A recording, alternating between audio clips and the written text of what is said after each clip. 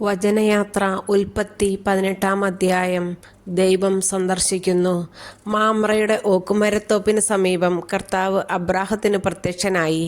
വെയിൽ മൂത്ത സമയത്ത് അബ്രാഹം തൻ്റെ കൂടാരത്തിൻ്റെ വാതിൽക്കൽ ഇരിക്കുകയായിരുന്നു. അവൻ തലയുയർത്തി നോക്കിയപ്പോൾ 3 ആളുകൾ തനിക്കെതിരെ നിൽക്കുന്നത് കണ്ടു.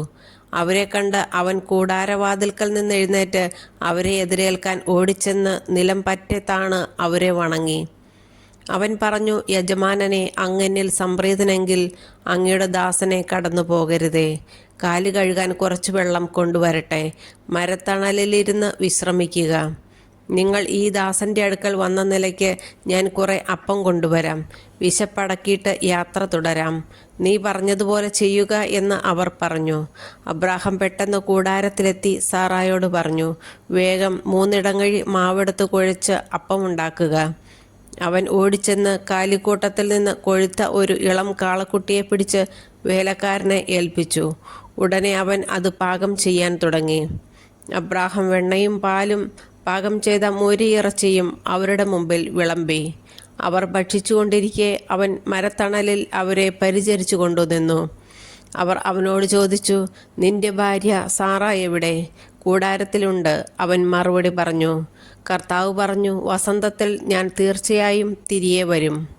അപ്പോൾ നിന്റെ ഭാര്യ സാറായ്ക്ക് ഒരു മകനുണ്ടായിരിക്കും. അവൻ്റെ പിറകിൽ കൂടാരവാതിൽക്കൽ നിന്ന് സാറ ഇത് കേൾക്കുന്നുണ്ടായിരുന്നു. അബ്രാഹവും സാറായും വൃദ്ധരായിരുന്നു. അവൾക്ക് ഗർഭധാരണ പ്രായം കഴിഞ്ഞിരുന്നു. അതിനാൽ സാറ ഉള്ളിൽ ചിരിച്ചുകൊണ്ട് പറഞ്ഞു, എനിക്ക് പ്രായമേറെയായി, ഭർത്താവും വൃദ്ധനായി, എനിക്കിനി സന്താനഭാഗ്യം ഉണ്ടാകുമോ? കർത്താവ് അബ്രാഹത്തോട് ചോദിച്ചു, വൃദ്ധയായ തനിക്കിനി കുഞ്ഞുണ്ടാകുമോ എന്ന് ചോദിച്ച് സാറ ചിരിച്ചതെന്തുകൊണ്ട്? കർത്താവിന് കഴിയാത്തത് എന്തെങ്കിലുമുണ്ടോ? നിശ്ചിത സമയത്ത് വസന്തത്തിൽ ഞാൻ നിന്റെ അടുത്ത് തിരിച്ചു വരും. അപ്പോൾ സാറായ്ക്ക് ഒരു മകനുണ്ടായിരിക്കും. സാറ നിഷേധിച്ചു പറഞ്ഞു, ഞാൻ ചിരിച്ചില്ല. എന്തെന്നാൽ അവൾ ഭയപ്പെട്ടു. അവിടുന്ന് പറഞ്ഞു, അല്ല, നീ ചിരിക്കുക തന്നെ ചെയ്തു. Sodom Gomorrah. അവർ അവിടെ നിന്ന് എഴുന്നേറ്റ് സോദോമിന് നേരെ തിരിച്ചു. വഴിയിലെത്തുന്നത് വരെ അബ്രാഹം അവരെ അനുയാത്ര ചെയ്തു. കർത്താവ് ആലോചിച്ചു, അബ്രാഹം മഹത്തും ശക്തവുമായ ഒരു ജനതയായി തീരുമെന്നും ഭൂമിയിലെ ജനപദങ്ങളെല്ലാം അവനിലൂടെ അനുഗ്രഹിക്കപ്പെടുമെന്നും അറിഞ്ഞിരിക്കെ ഞാൻ ചെയ്യാൻ പോകുന്ന കാര്യം അവനിൽ നിന്ന് മറച്ചു വയ്ക്കണമോ? ഞാൻ അവനെ തിരഞ്ഞെടുത്തിരിക്കുന്നത് നീതിയും ന്യായവും പ്രവർത്തിച്ച കർത്താവിൻ്റെ വഴിയിലൂടെ നടക്കാൻ തൻ്റെ മക്കളോടും പിന്മുറക്കാരോടും അവൻ കൽപ്പിക്കുന്നതിനും അങ്ങനെ കർത്താവ് അവനോട് ചെയ്ത വാഗ്ദാനം പൂർത്തിയാക്കുന്നതിനും വേണ്ടിയാണ്. കർത്താവ് പറഞ്ഞു, സോദോമിനും ഗൊമോറയ്ക്കുമെതിരെയുള്ള മുറവിളി വളരെ വലുതാണ്. അവരുടെ പാപം ഗുരുതരവുമാണ്. അതിനാൽ അവരുടെ പ്രവർത്തികൾ എൻ്റെ സന്നിധിയിൽ എത്തിയിട്ടുള്ള വിലാപങ്ങളെ സാധൂകരിക്കണോ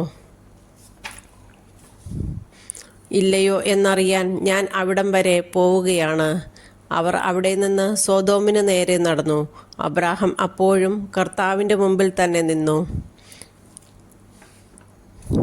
നഗരത്തിൽ 50 നീതിമാന്മാരുണ്ടെങ്കിൽ അങ്ങ് അതിനെ നശിപ്പിച്ചു കളയുമോ?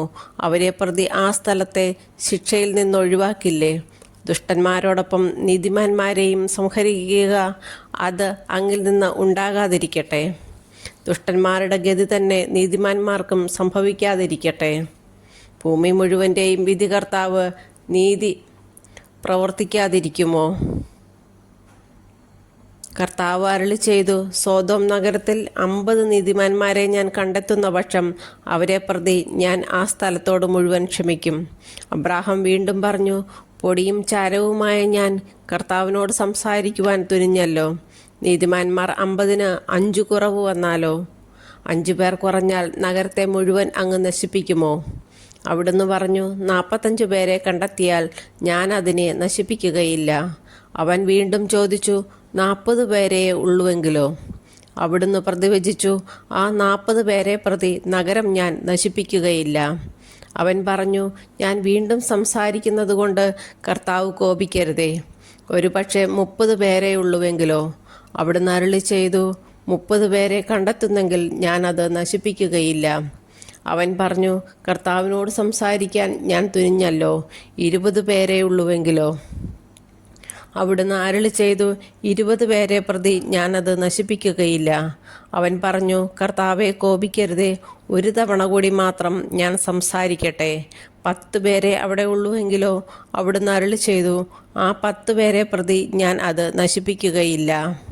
അബ്രാഹത്തോട് സംസാരിച്ചു കഴിഞ്ഞപ്പോൾ കർത്താവ് അവിടെ നിന്ന് പോയി. അബ്രാഹവും സ്വന്തം സ്ഥലത്തേക്ക് മടങ്ങി.